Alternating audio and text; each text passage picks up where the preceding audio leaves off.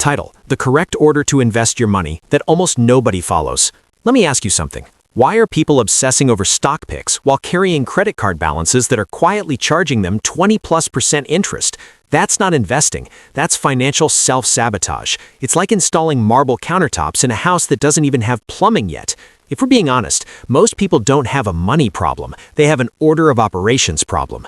And today, I'm going to give you the exact sequence that actually builds wealth without unnecessary risk, without wasted taxes, and without expensive mistakes. Step 1.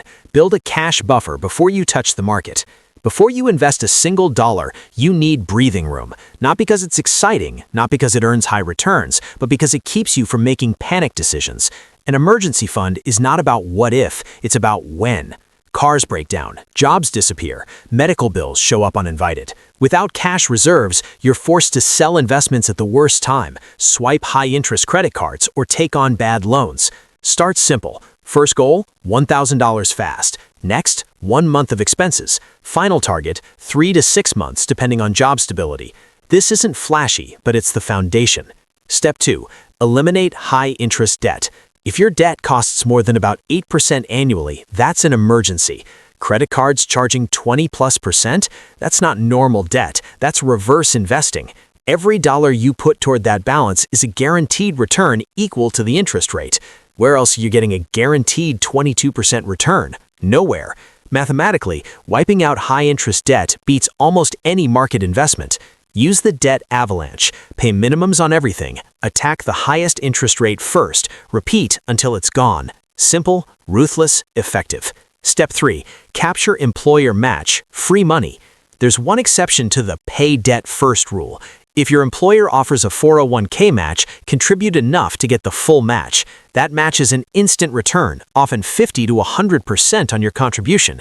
That's not investing. That's picking up free money off the floor. Contribute just enough to capture it, then go back to crushing debt. Step 4. Max out an IRA. After your emergency fund is solid, debt is gone, and you're getting your match, now we optimize. An IRA often gives you lower fees, more investment choices, better long-term control. For most people, this is the next smartest move before stuffing extra money into a workplace retirement plan. Choose between traditional, tax break now, Roth, tax-free later. If you're early in your career and earning less, Roth usually makes sense. High earner in peak income years, traditional can reduce your current tax hit. Unsure? Split contributions and diversify your tax exposure. Step 5. Use an HSA if you qualify. If you have access to a health savings account, this might be the most underrated wealth-building tool available. Why? Because it's triple tax advantaged. Tax deduction going in, tax-free growth, tax-free withdrawals for medical expenses. That's rare. The power move is pay medical expenses out of pocket, keep the receipts, let the HSA grow invested, reimburse yourself years later, tax-free. After age 65, it even functions like a traditional retirement account. Healthcare is one of retirement's biggest expenses, and HSA can neutralize that risk. Step 6. Max out your 401k. Once IRA and HSA are handled, return to your 401k and increase contributions.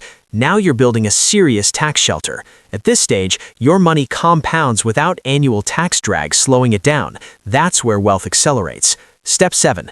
Taxable brokerage account. Only now do we open the playground. This is where you invest beyond retirement limits, build early retirement bridge money, save for large goals, invest without restrictions.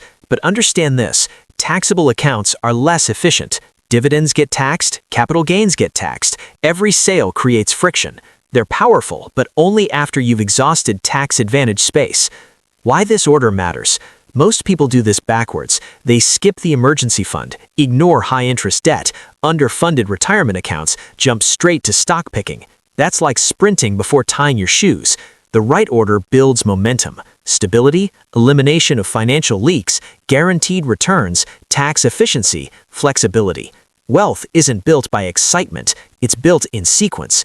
If you follow this structure consistently, you won't need to chase trends. You won't need to gamble on hype. You'll quietly outpace most people simply by doing the boring steps in the correct order. And boring, done correctly, is extremely profitable.